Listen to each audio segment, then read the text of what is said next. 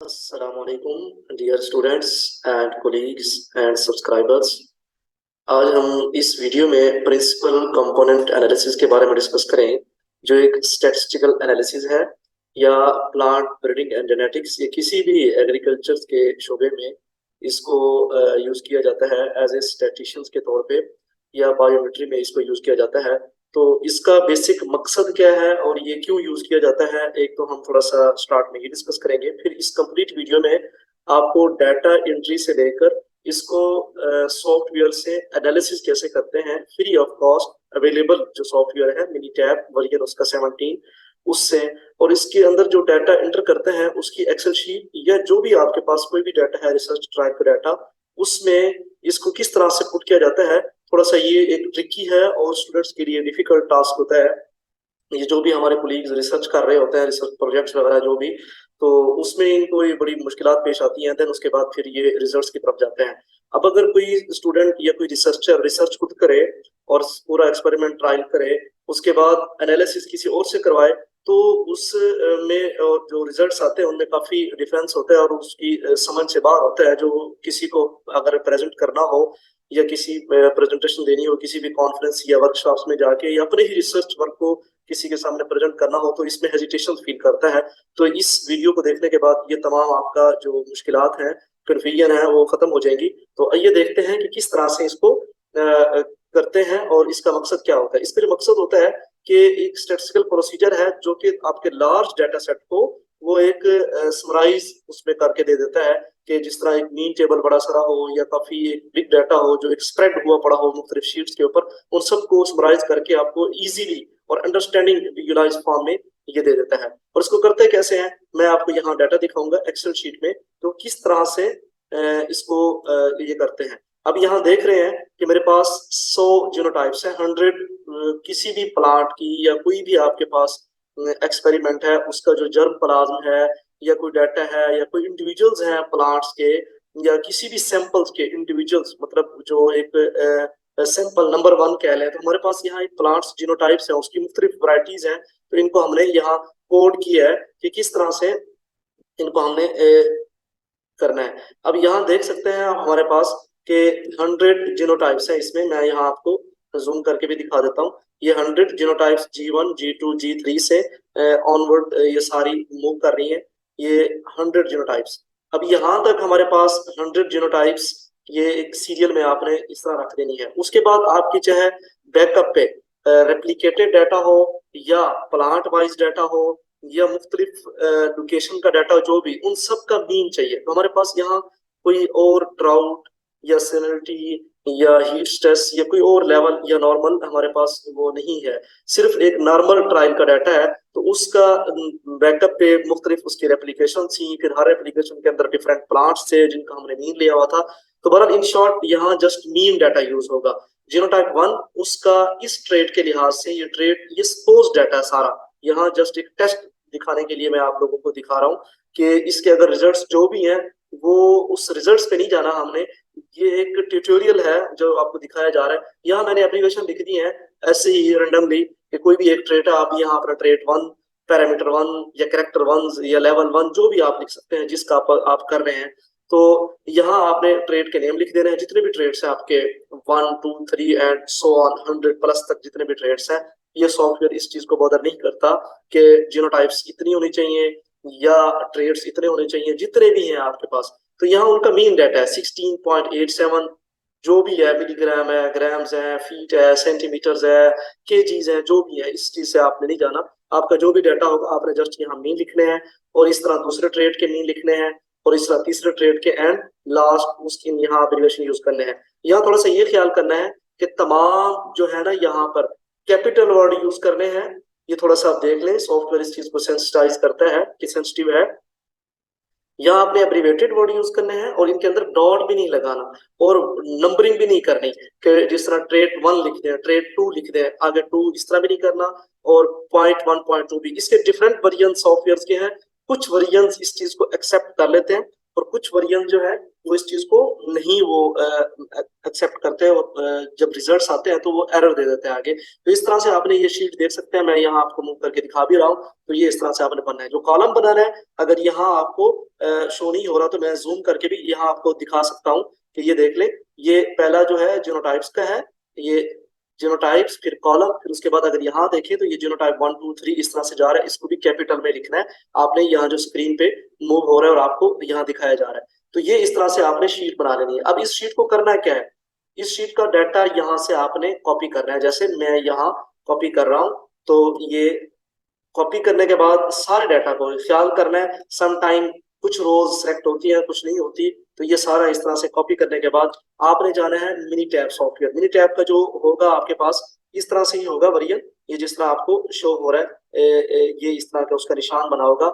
ये भी easily available है। एक और वीडियो है हमारी इसी चैनल के ऊपर, वहां बताया गया है कि इस सॉफ्टवेयर को डाउनलोड कैसे करना है और आपने अपने सिस्टम में, लैपटॉप में, कंप्यूटर में, जो भी आप सिस्टम यूज कर रहे हैं उसमें आपने इसको इंस्टॉल कैसे करना है। ये फ्री ऑफ कॉस्ट है, कोई इसका वो नहीं है परचेज वर्जन या इस तरह से।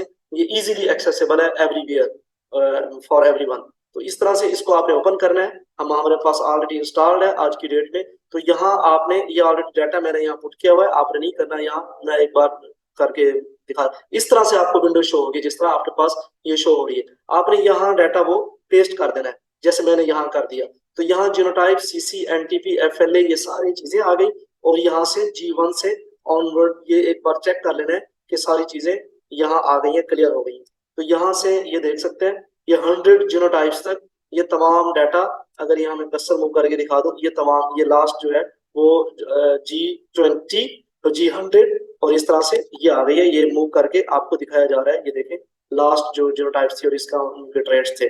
तो इस तरह ये 100 जीनोटाइप्स का डाटा जब आ गया तो देन जो इसके बाद स्टेप है वो आपने ये करना है। यहाँ ऑप्शन है स्टैट का।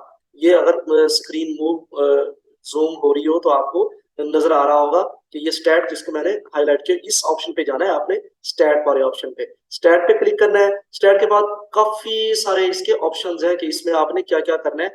इन तमाम ऑप्शंस की जो आपको यहाँ शो हो रहे हैं, हर ऑप्शंस की हमने अपनी ट्यूटोरियल वीडियोस बनाकर इसी चैनल पर अपलोड की हुई है। कुछ रहती भी हैं, वो भी कुछ टाइम के बाद हम अपलोड करते जा रहे हैं, ये ताकि स्टूडेंट्स को इसमें हेल्पफुल हो।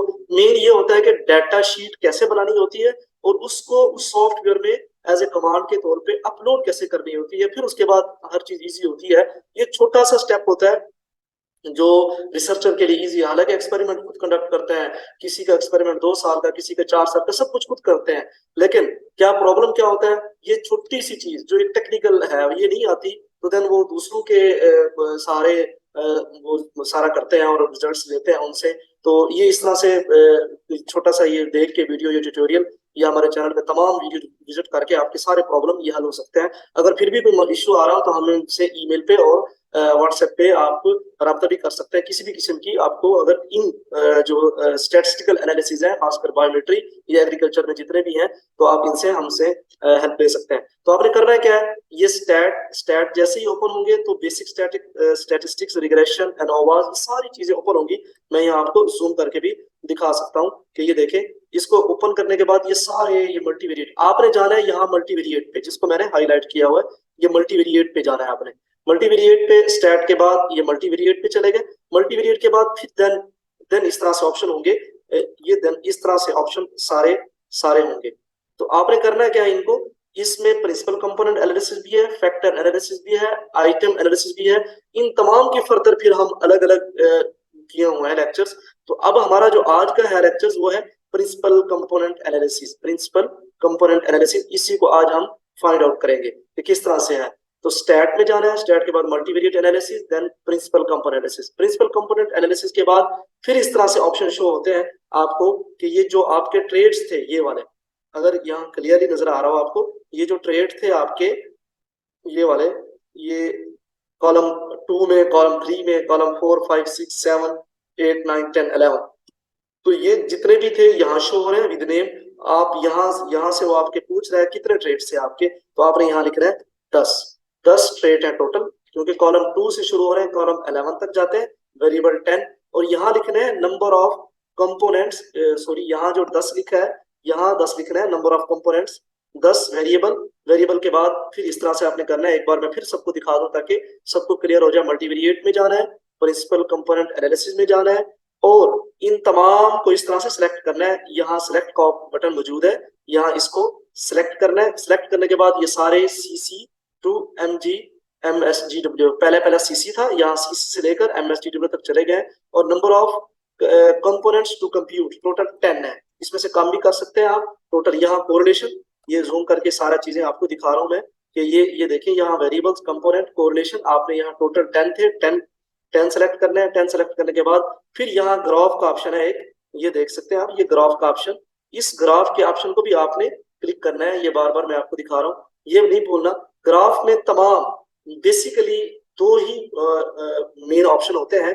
एक होता है ऑप्शन ये सीक्री प्लॉट्स का, दूसरा बाई प्लॉट्स का और लोडिंग प्लॉट, ये तीन यहाँ अगर आपको शो हो रहे हो तो ये देखें। इसमें प्रिंसिपल कंपोनेंट एनालिसिस ग्राफ में ये सीक्री प्लॉट एक ऑप्शन, ये वाला, फिर उसके बाद होता है loading plot, first two components and by plots. ये तीन चीजें काम की होती हैं। लेकिन बाकी भी अगर आपने लेने हैं तो हम यहाँ दिखाने के लिए सबको क्लिक कर देते हैं। यहाँ आपने क्लिक करना है। ये जैसे मैं तमाम को यहाँ क्लिक कर रहा हूँ, ये देख सकते हैं आप, ये देखें।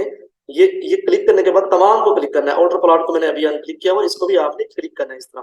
क्लिक करने के बाद आपने ओके, यहाँ ओके करना है। ओके करने के बाद ये देखिए आपने, हमने ग्राफ भी सिलेक्ट कर दिया, वही पहले वाली विंडो मौजूद है यहाँ। आपने ओके का बटन दबाना है। तो ओके प्रेस करने के बाद इस तरह से आपको प्लॉट शो हो जाएंगे। अब इनकी इंटरप्रिटेशन और इनकी डिस्कशंस कि इससे जो रिजल्ट्स आए वो क्या है, वो एक और वीडियो है, क्योंकि इस वीडियो की लेक्चर की लेंथ ज्यादा हो जाएगी। जस्ट हमने इसमें सिखाया है कि कैसे करना है इसकी इंटरप्रिटेशन पीसीए की, वो एक और लेक्चर में है कि ये लाइन क्या शो कर रही है, यहाँ डॉट क्या शो कर रहा है, और आप इसको देख सकते हैं। और इन प्लॉट्स को और इन जो ग्राफ्स हैं, आप इनको मुख्तलिफ वेज से आप इनको एडिट भी कर सकते हैं। यहाँ देखिए कि ये हमारे पास ये क्या आगे चीजें बाई प्लॉट्स में, और इस तरह इसको आप बंद करके इसको आप फर्दर यूटिलाइज भी कर सकते हैं।